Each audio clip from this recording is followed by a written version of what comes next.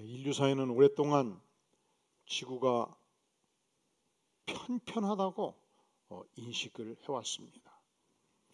이 편편한 지구, 움직이지 않는 지구라고 생각을 하고 끝까지 가면 어떤 낭떠러지가 나오고 추락한다고 상상을 했기 때문에 항해사들은 육지로부터 멀리 가는 것을 두려워했습니다.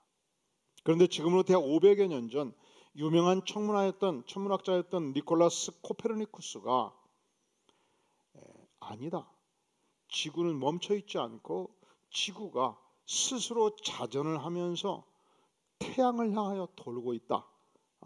과거 천동선을 뒤엎고 지동설을 주장을 한 것입니다. 그게 지극한 소수 의견이었습니다. 그리고 그걸 주장함으로 말미암아 심지어 생명의 위협을 받을 만큼 어려움을 겪었습니다. 한때 그는 이 주장을 멈추었습니다. 민주주의는 다수의 의견을 존중하는 정치 체제지요. 그런데 다수가 항상 옳은 것은 아니에요. 이 다수의 견해 안에 엄청난 함정이 있을 수 있습니다. 진리는, 정의는, 진짜 옳고 그런 것을 정하는 것은 다수로 결정하지가 않지요. 그래서 이 민주주의를 보호하는 두 번째 원리가 법치주의입니다. 법은 정의의 관념에서 그 시대를 이끌어가는 원칙을 규정하기 때문에 다수가 쉽게 뒤엎을 수 없도록 만들어 놓은 것입니다. 또한 참된 민주주의가 완성되기 위해서는 반드시 소수 의견이 존중될 필요가 있고 그 소수 의견을 놓고서 충분히 토론하고 충분히 연구하고 그 소수 의견을 반영할 수 있을 때 민주주의는 성숙한다고 말합니다. 오늘 말씀은 사실은 다수가 가는 길이 망하는 길이라고 말씀하고 있어요. 왜 그러느냐? 인간은 근본적으로 부패한 존재이기 때문에, 죄인이기 때문에 부패한 죄인들의 다수의 의견이 멸망의 길로 갈 수 있다. 이렇게 우리 주님께서 엄청난 말씀을 하십니다. 13절 좁은 문으로 들어가라. 멸망으로 인도하는 문은 크고 그 길이 넓어 그 길로 들어가는 자가 어떻게? 그러니까 많은 사람이 선택하는 그 문, 그 길이 따라가면 멸망의 문, 멸망의 길이라는 거예요. 두 번째, 생명으로 인도하는 문은 좁고 길이 협착하여 찾는 자가 어떻다고요? 적다고 말씀합니다. 길이 좁습니다. 소수가 갑니다. 그런데 그 길이 생명의 길이라는 거예요. 그 길이 영생의 길이라는 거예요. 그 길이 우리가 걸어가야 될, 하나님의 백성들이 가야 될 길이라고 말씀하는 거예요. 또한 우리 예수님은 마태복음 19장 4절에서 낙타가 바늘귀로 들어가는 것이 부자가 하나님 나라에 들어가는 것보다 쉬우니라 말씀하셨습니다. 이 말을 듣고 제자들이 깜짝 놀랐어요. 아니 어찌 그렇다면 인생들이 구원을 얻을 수 있겠습니까? 그때 주께서 말씀하십니다. 사람으로는 할 수 없으나 하나님으로는 다 하실 수 있느니라. 여기서 바늘귀는 바느질할 때 쓰는 바늘의 윗부분을 말하는 것이 아니에요. 여기서 말하는 바늘귀는 바늘귀 문을 의미하는데, 예루살렘 성은 960m 산 정상 위에 건설된 도시입니다. 성벽으로 되어 있습니다. 성문이 대단히 큽니다. 그런데 적이 침입할 가능성이 있으면 가장 먼저 성문부터 닫겠죠. 그리고 어둑어둑해지면 밤중에 적군이 기습 침입할 수 있기 때문에 반드시 성문을 닫습니다. 문제는 예루살렘 시장이 출타를 했다가 일을 마치고 늦게 들어온 거예요. 그 거대한 성문을 열 수가 없습니다. 그래서 고개를 숙이고 겨우 들어갈 수 있는 바늘귀 문을 만들어 놨습니다. 그러면 낙타는 어떻게 하죠? 성문 밖 이 주막집에 맡겨놓는 거예요. 거대한 이 마차는 어떻게 하죠? 다 거기 맡겨놓는 거예요. 제가 부비를 드리겠습니다. 내일 와서 비용을 치를 테니까 맡아주세요 하고 성문 바늘귀문을 통해서 들어갔다가 다음날 새벽같이 나와서 성문을 통해서 들어갔습니다. 그런데 어떻게 그 큰 낙타가 바늘귀문을 들어갈 수 있는가? 낙타가 바늘귀로 들어가는 것이 부자가 하나님 나라에 들어간 것보다 쉬우니라. 우리가 천국 백성으로서 이 천국에 들어갈 때 우리가 가진 모든 소유를, 낙타를, 재산을, 마차를 다 가지고 결코 들어갈 수 없다는 것입니다. 그 길은 좁은 문입니다. 그렇다면 우리가 천국 백성으로서 좁은 문을 들어간다는 것은 우리 인생을 어떻게 살아야 되는 것을 의미할까요? 과연 하나님의 백성들, 천국 백성의 고유한 특징이 무엇이냐 묻지 않을 수 없습니다. 우리 주님께서는 마태복음 16장 24절에서 이렇게 말씀하셨습니다. 아무든지 나를 따라오려거든 자기를 부인하고 자기 십자가를 지고 나를 좇을 것이니라. 예수 십자가로 여러분들은 구원 받으셨습니까? 하나님의 백성입니까? 그러면 따라해 볼까요? 자기를 부인하고 자기 십자가를 지고 예수님을 좇을 것이니라. 이것은 단 한 번 나를 부인하는 것으로 끝나지 않습니다. 날마다 예수 십자가 앞에서 자기를 부인하고 날마다 예수 십자가를 지고 예수님을 따라가는 것입니다. 여기서 자기 부인이 무엇을 의미할까요? 나의 욕망, 나의 욕심, 나의 꿈, 나의 야망을 십자가에 못 박는 것을 의미합니다. 나의 부패한 본성을 십자가에 못 박는 것을 의미하는 것입니다. 그리고 예수 그리스도의 소망, 예수 그리스도의 말씀, 예수 그리스도의 꿈, 예수 그리스도의 말씀에 순응하는 삶을 사는 것입니다. 예수님이 이 땅에 오셨을 때 예수님은 어떤 삶을 사셨습니까? 하나님의 아들이셨습니다. 창조주셨습니다. 그런데 인간의 몸을 입고 오셨고 십자가에 죽기까지 하심으로 100% 자기를 부인하셨습니다. 내가 죄 많은 인생이 죽어야 될 그 자리에서 우리 예수님께서 대신 죽으셨습니다. 내가 고난 받아야 될 그 자리에서 예수님께서 대신 고난 당하셨습니다. 내가 채찍을 맞아야 될 그 자리에서 주님께서 채찍을 맞으셨습니다. 내가 먹어야 될 그 욕을 먹어야 될 그 자리에서 주님께서 대신 욕을 먹으셨습니다. 온갖 내가 당해야 될 그 모욕을 우리 예수님께서 대신 당하셨습니다. 그리고 주께서 말씀하십니다. 한번 따라해 볼까요? 나를 따르라. 나를 따르라. 사랑하시는 성도 여러분, 여러분이 예수님 때문에 온갖 모욕을 뒤집었을 때 십자가의 은혜를 충분히 묵상하고 감당할 수 있기를 바랍니다. 내가 예수님을 따르기 때문에 고난의 채찍에 맞을 때 피하지 말고 그 채찍을 온몸으로 받으시기를 바랍니다. 이것이 자기 부인입니다. 예수님께서 자기를 죽기까지 부인하시고 버리심으로 나를 살리셨고 여러분을 살리셨고 온 인류를 살리셨습니다. 그 길이 넓은 길인가요? 좁은 길인가요? 좁은 길입니다.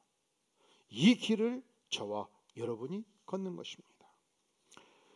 세계 3대 필름 회사가 20년 전까지 후지 필름, 코닥 필름, 아스파 필름이었습니다.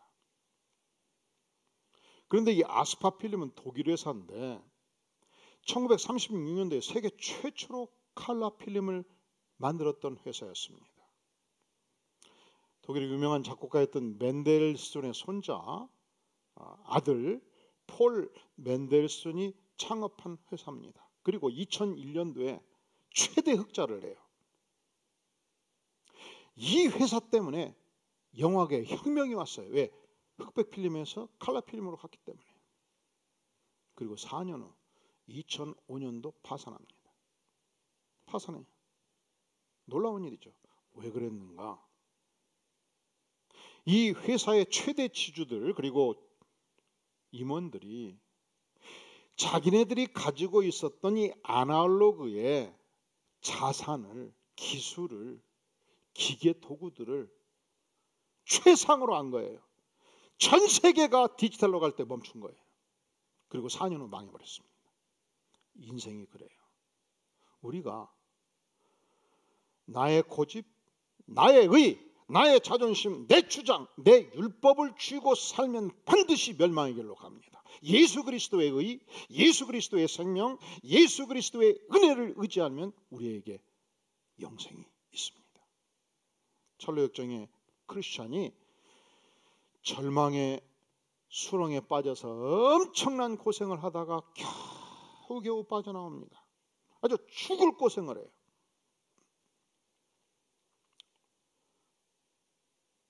그게 좁은 길이에요. 사랑하는 성도 여러분, 여러분이 예수님을 진실로 믿고 따르면 때로 예수님 때문에 이 어떤 수렁에 빠져서 죽도록 고생할 때가 있습니다. 그럴 때 원망하지 마세요. 그럴 때 하나님 내가 왜 그 길에 들어가야 되냐고. 그리고 콩콩이 생각해 보니까 우리 아버지 때문에 고생한다고 얘기하고 내가 상관 잘못 만나서 고생한다고 얘기하고 그러지 마세요. 그러면 하나님을 부인하는 것입니다. 왜냐하면 하나님은 지금도 살아계신 하나님이신 줄로 믿습니까? 하나님은 내가 절망의 수렁에 빠질 때조차도 여전히 살아계신 하나님인 줄로 믿습니까? 하나님은 내가 그 절망의 수렁에서 빠져나올 때조차도 살아계셔서 주권적으로 나를 그 절망의 수렁으로 인도하셨고 주권적으로 나를 그 절망의 수렁으로부터 인도하시는 하나님인 줄로 믿습니까? 이걸 부인하는 거예요. 내가 상관을 원망한다면, 내가 환경을 원망한다면, 내가 하나님을 원망한다면 하나님 자체를 부인하는 것입니다. 크리스찬은 그를 부인하지 않았습니다. 원망하지 않았습니다. 그가 죽도록 고생하고 절망의 수렁에서 겨우겨우 빠져나왔을 때 다시 하나님의 은혜에 의지해서 그 좁은 문을 향해서 전진합니다. 그때 한 새로운 인물을 만나요. 세상 지혜자, 월드리 와이즈맨, 그냥 세상 지혜가 출중한 거예요. 그런데 세상 지혜자가 크리스천을 딱 보니까 몰골이 앙상하지요. 절망의 수렁에서 겨우 빠져나왔으니까 피폐하지요. 그리고 등어리에는 막 덕지덕지 엄청난 짐을 지고 있는데 이번에 우리 목회팀이 보내준 이 영상을 보니까 그 짐이 막 머리 위까지 올라오고 막 왼쪽 오른쪽 등 뒤에도 있고 막 7개 막 8개 막 달려있고 막 궁뎅이 밑에까지 있어갖고 막 야, 그 짐 치고 가려면 한 걸음 한 걸음 그냥 가는 게 엄청 힘들겠다. 그냥 아무리 좁은 문으로 간다지만 어떻게 그걸 다 치고 가냐? 그냥 죽을 고생을 하면서 간다. 여러분, 우리가 그리스도인으로 사는 것이 비행기 타고 행복하게 사는 길만 있지 않다는 거예요. 이렇게 힘겹게 엄청난 짐을 지고 걸을 때가 있어요. 그때 월드리 와이스맨, 세상 지혜가 출중한 인물을 만나게 된 것입니다. 여보시오 크리스천, 그렇게 무거운 짐을 지고 고생해서 도대체 어디를 가는 것이오? 저는요, 전도자의 말씀을 듣고 저 좁은 문을 향해서 가라 해서 제가 그 길을 가다가 절망의 수렁에 빠져가지고 죽을 고생을 했어요. 이제 겨우 빠져나와서 다시 이 좁은 문을 향해서 가고 있습니다. 거기 가면 반드시 이 무거운 짐을 다 벗을 수 있다고 해요. 그때 세상 제자가 여보시오, 그 좁은 길 좁은 문 아니올시다. 그 길은 위험도 많아요. 내가 안내하죠. 저 언덕 위에 가면 도덕이라고 불리우는 마을, 도덕촌이 있어요. 거기 가면 율법 선생이 있고 율법 선생의 아들 예의 선생도 있으니 그곳으로 가시오. 율법을 철저히 지키고 자기 도덕을 지키고 자기 의를 잘 살려가면, 그래서 예의 바르게 살면 그곳에 구원이 있는 것이 아니겠어. 그런데 자기 의를 붙들고 자기 율법을 붙들고 자기 윤리를 꽉 붙들고 가면 반드시 지옥불에 떨어지게 되는 것입니다. 왜냐하면 그 길이 넓은 길이에요. 대부분의 세상 사람들은 자기 생각에 옳은 대로 살아갑니다. 대부분의 세상 사람들은 자기 옳은 대로 행동합니다. 대부분의 세상 사람들은 자기 생각, 자기 주장 따라 살아갑니다. 그 길이 넓은 길이고 멸망의 길이고 죽음의 길이라 말씀합니다. 갈라디아 3장 10절은 말씀하기를 무릇 율법의 행위에 속한 자들은 저주 아래 있나니 기록된 바 누구든지 율법책에 기록된 대로 모든 일을 행하지 아니하는 자는 저주 아래 있는 자라. 우리가 도덕이 전부라면, 우리가 윤리가 전부라면, 우리가 만약에 율법의 행위가 전부라면 우리는 반드시 율법의 그 모든 것을 다 행할 수 없는 죄인이기 때문에 망한다는 거예요. 이 땅의 누구인들 율법의 100%를 행할 자가 있겠습니까? 우리가 만약에 율법을, 도덕을 복음 없이 행한다면, 은혜 없이 행한다면, 하나님 없이 행한다면 반드시 망한다는 것입니다. 그리고 하나님 없이, 복음 없이, 율법 없이, 은혜 없이 율법을 행하면 우리는 반드시 자기 의로 무장합니다. 내가 이렇게 율법을 열심히 살았습니다. 나는 이렇게 훌륭한 인격을 가진 자입니다. 이렇게 누더기 같은 자기 의를 주장하고 쓰레기 같은 자기 자존심을 주장하다가 멸망의 길로 간다는 거예요. 그것은 구원의 길이 아니라고 말씀합니다. 무엇이 구원의 길입니까?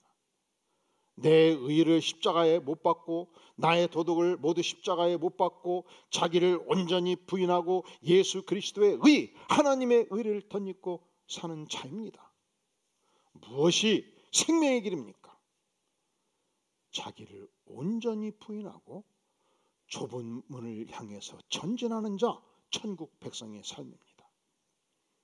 또한 우리 주님은 창조주셨지만 근본 하나님의 본체셨지만 하나님과 동등됨을 취할 것으로 여기지 아니하셨습니다. 자기를 비우셨습니다. 종의 형체를 가셨습니다. 스스로 하늘의 권세를 버리고 사람들과 같이 되셨고 죽기까지 복종하셨고 십자가에 죽으셨습니다. 이것은 무엇을 말합니까? 우리 예수님은 첫째로 자기를 온전히 부인하셨고 우리 예수님은 두 번째로 자기의 권세, 자기의 권리 전체를 포기하셨습니다. 창조주의 권세, 창조주의 권리를 포기하시고 인간으로 오셨고 죽기까지 순종을 하신 것입니다. 이것이 넓은 길입니까? 좁은 길입니까? 이것이 넓은 길입니까? 좁은 길입니까? 좁은 길이에요. 그리고 주께서 우리에게 말씀하십니다. 따라해 볼까요? 나를 따르라. 나를 따르라. 이 교회의 지도자들은 모든 백성들이 이 길을 가야 될 뿐만 아니라 이 교회의 지도자들은 반드시 이 길을 가야 돼요. 그래서 우리 장로님들은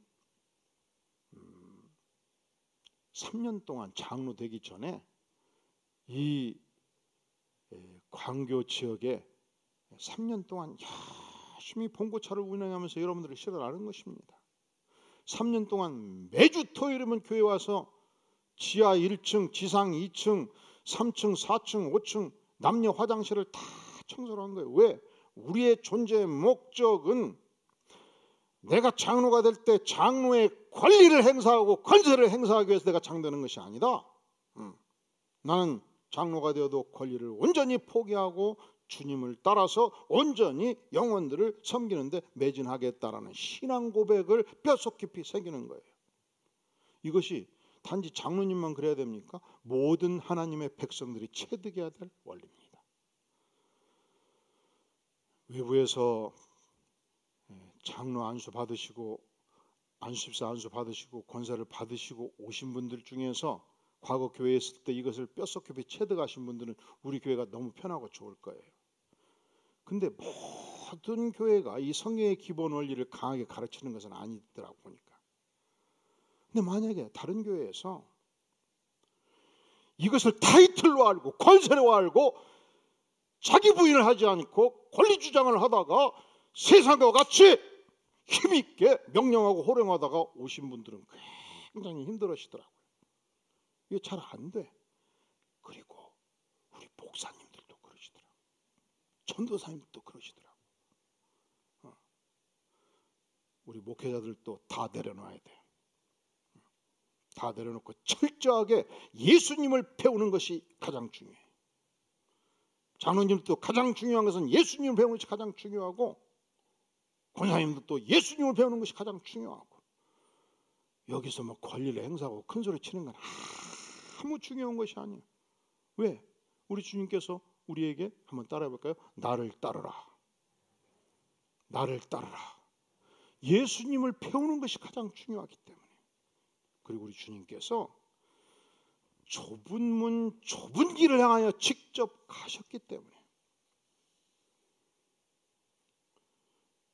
그런데 사실은 이게 쉬운 길이 아니에요. 잘 안 돼요. 인간이 죄인이라 잘 안 돼. 그냥 하룻밤 자고 나면 금방 잊어버려. 그리고 세상 사람들 사는 방식으로 살아요. 그리고 어떤 분은 그렇습니다. 목사님 들어보니까 예수님 말씀이 맞네요. 내가 교회 와서는 그렇게 살지요. 내가 섬기는 것도 해보고 권리도 포기하고. 근데 목사님 지금 사회를 몰라서 그렇지, 이 약육강식의 시대에 사장이 돼가지고 회사를 이끌어 가려면요 호령해야 되고, 목사님, 그러니까 우리는 교회 오면 어디 가나 왕초말 들어야 되잖아요. 교회 가면 내 목사님 말씀 듣지만 세상에 가서 월요일부터 토요일까지 내가 권세를 펴지 않으면 살 수가 없으니까 목사님 그건 나한테 맡기세요. 목사님 세상 안 살아도 모르잖아요. 나한테 맡기세요. 이건 내 세상은 내가 알아요. 내가 이렇게 생각하며 살면 예수님의 제자가 될 수 있을까? 1번, 교회 와서는 교회 원리를 따르고 성경 원리를 따르고 세상에 가서는 세상의 원리를 따른다. 이게 몇 번이에요? 1번. 2번, 교회에서도 예수님 말씀 따르고 세상에서도 예수님 말씀을 따르고 어디 가서나 예수님 말씀 따른다. 2번. 이제 선택하셔야 돼. 난 1번 따르겠다. 난 2번 따르겠다. 난 모르겠다.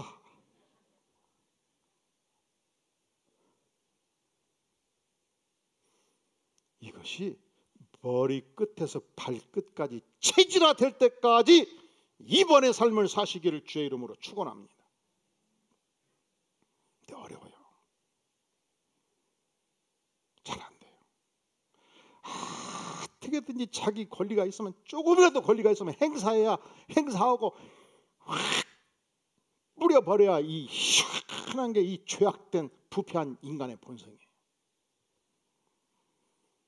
그것은 예수님의 제자들도 마찬가지예요.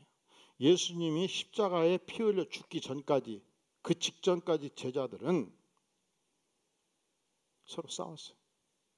서로 다퉜어요. 무엇으로 다퉜냐? 요한과 야고보가 예수님을 따르다 보니까 예수님이 기가 막히네. 죽은 자도 살려요. 어떤 병자도 살려내요.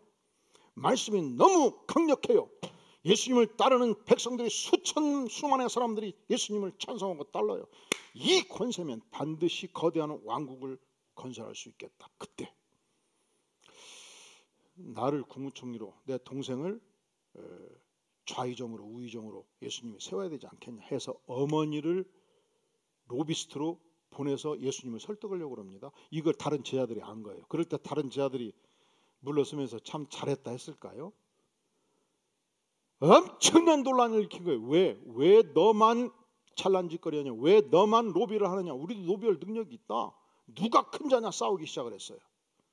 그런데 예수님이 십자가에 죽으신 다음에 부활하셔 다시 제자들을 만나요. 다시 교육을 시작해요. 그리고 승천하셨을 때 도마는 인도까지 가서 복음을 전하다가 순교당하였습니다. 안드레는 그리스, 러시아, 아일랜드까지 가서 복음을 열심히 전하다가 내가 어찌 스승된 십자가에 못 박힐 수 있단 말인가. 순교당할 때 십자가를 기울이라 해서 이 십자가를 기울여서 순교를 당했습니다.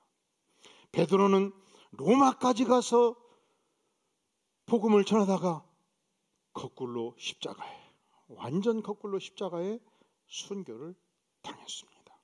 저들은 하늘나라의 황태자 예수 그리스도 창조주의 제자였지만 그 권세를 모두 버리고 죽기까지 복음을 증거했던 인물이었습니다.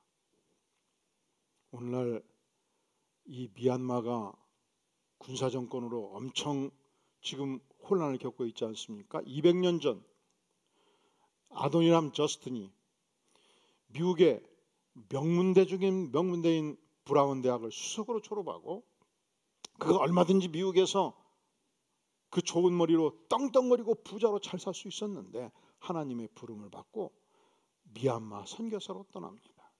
그 명석한 머리로 우선 언어를 익혀서 영어 버마 사전을 만들어요.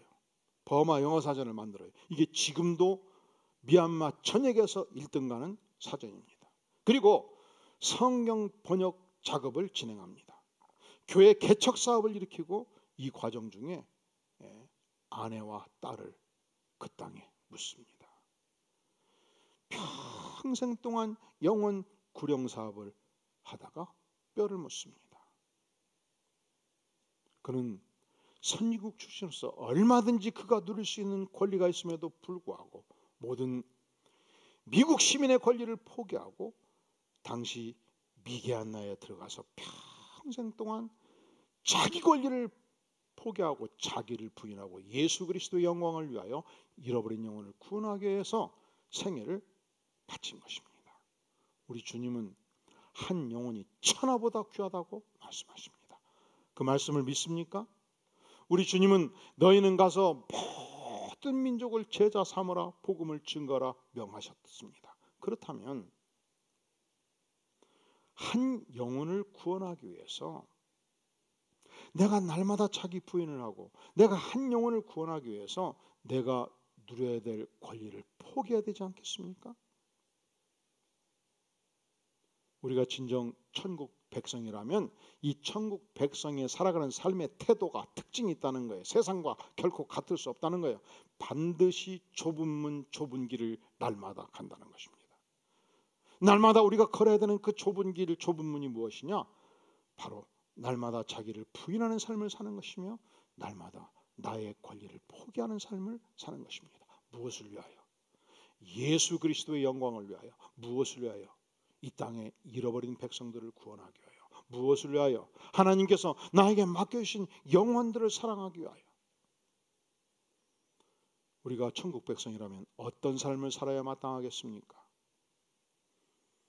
우리 주님께서는 마태복음 22장 8절에서 내가 왜 이 땅에 왔는가 그 존재 가치, 존재 이유를 이렇게 선언합니다. 인자가 온 것은 섬김을 받으려 함이 아니라 도리어 섬기려 하고 자기 목숨을 많은 사람의 대속물로 주려 함이니라 말씀하셨습니다. 예수님이 창조주시죠. 예수님이 권세자예요. 예수님이 절대 주권자십니다. 예수님이 이 땅에 오셨어요. 왜 오셨습니까? 예수님은 이 땅에서 백성들로부터 존귀와 영광을 받기 위해서 오셨다 말씀하지 않아요. 예수님이 이 땅의 모든 사람들을 향해서 창조주로서 권세를 펴기 위해서 왔다고 말씀하지 않아요. 섬기기 위해서 왔다고 말씀하셔요. 많은 사람의 대속물로 당신의 목숨을 바치기 위해서 왔다고 말씀을 하셔요. 그리고 우리에게 요청하십니다. 따라해 볼까요? 나를 따르라. 나를 따르라. 마태복음 23장 11절에서 너희 중에 큰 자는 너희를 섬기는 자가 되어야 하리라. 사랑하시는 성도 여러분, 여러분이 내일 출근하십니까? 그렇다면 여러분의 부하들을 전심으로 사랑하고 섬기는 힘을 가질 수 있기를 바랍니다. 이것이 기독교 정신이에요. 세상이 어떻게 하든지 간에 관계없이, 세상이 무엇을 가르치든지 관계없이, 이것이 하나님의 백성이 걸어야 될 좁은 문이고 좁은 길이에요. 아니, 다른 사람은 그렇게 하지 않던데? 우리 직장의 모 장로는 그렇게 하지 않던데? 그것을 묻는 게 아니에요. 예수님이 무엇을 말씀하시는가? 다른 교회는 그렇게 하지 않던데? 그걸 묻는 게 아니에요. 내가 예수님의 제자라면, 내가 천국 백성이라면 우리 주님은 우리에게 무엇을 요구하는가? 넓은 길을 가지 말라. 넓은 문을 향해서 걷지 말라. 그 길은 망하는 길이다. 그 길은 멸망의 문이다. 좁은 길을 향해서 가라. 무엇이 넓은 길인가? 무엇이 망하는 길인가? 세상에서 떵떵거리며 살기 위해서 출세하는 것, 망하는 길이라는 거예요. 모든 사람이 그 길을 간다는 거예요. 입심양면에서 이름을 날리는 그 길을 가는 것, 멸망의 길이라는 거예요. 영광을 받기 위해서 가는 것, 추앙을 받기 위해서 가는 것, 세상을 호령하기 위해서 사는 삶, 넓은 길, 그 길은 망하는 길이다. 좁은 문으로 들어가라. 멸망으로 인도하는 문은 크고 그 길이 넓어 그리로 들어가는 자가 많고 함께 몽땅 가서 몽땅 다 망하는 길을 향해서 건너는 거예요. 생명으로 인도하는 문은 좁고 길이 협착하여 찾는 이가 적으니라. 묻지 마세요. 우리 직장의 모 장로는 그렇게 살던데? 묻지 마세요. 다른 교회 누구는 이렇게 살던데? 묻지 마세요. 왜? 대부분이 그 길을 갈 거예요. 세상 모든 사람이 그 길을 갈 거예요. 그렇다 할지라도 우리 주님은 우리에게 무엇을 말씀하시는가? 좁은 문을 향해서 가라. 좁은 길을 향해서 가라.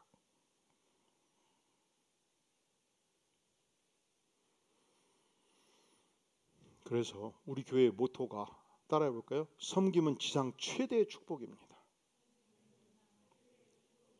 어느 곳을 가든지 지위를 묻지 말고 위치를 묻지 말고 섬김의 축복을 누릴 수 있기를 바랍니다.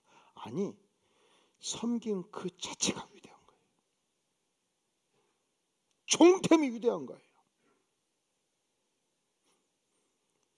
아도니람 저스틴이 선진국 미국에서 얼마든지 호의호식 할 수 있음에도 불구하고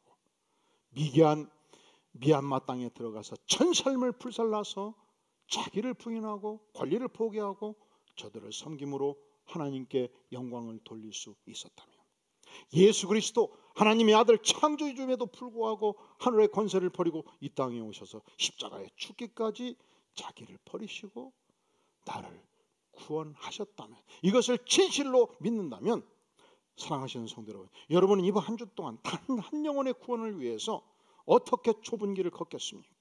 어떻게 자기 부인의 문을 걸어가겠습니까? 어떻게 권리를 포기하시겠습니까? 어떻게 한 영혼을 위해서 죽기까지 자기를 내어주신 섬김의 문을 향해서 걷겠습니까?